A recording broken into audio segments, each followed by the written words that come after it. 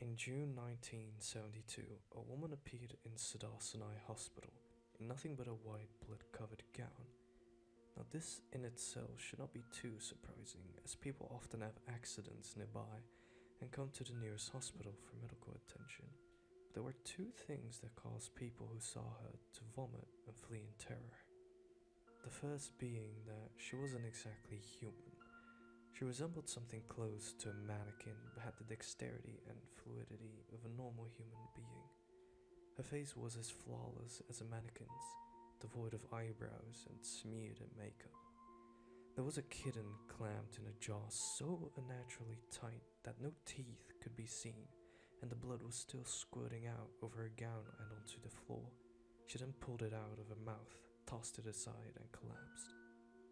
From the moment she stepped through the entrance to when she was taken to a hospital room and cleaned up before being prepped for sedation, she was completely calm, expressionless, and motionless.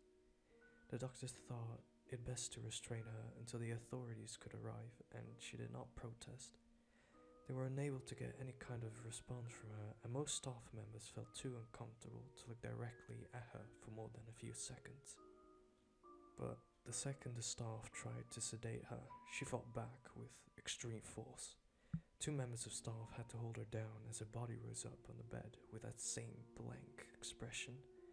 She turned her emotionless eyes towards the male doctor and did something unusual. She smiled. As she did, the female doctor screamed and let go out of shock. In a woman's mouth were not human teeth, but long sharp spikes, too long for her mouth to close fully without causing any damage. The male doctor stepped back at her for a moment before asking, "What in the hell are you?" She cracked her neck down to her shoulder to observe him, still smiling.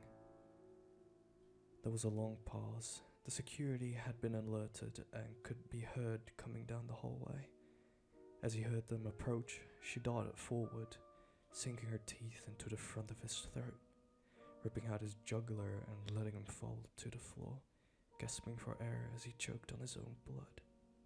She stood up and leaned over him, her face coming dangerously close to his as the light faded away from his eyes. She leaned closer and whispered in his ear, "I am God." The doctor's eyes filled with fear as he watched her calmly walk away to greet the security men.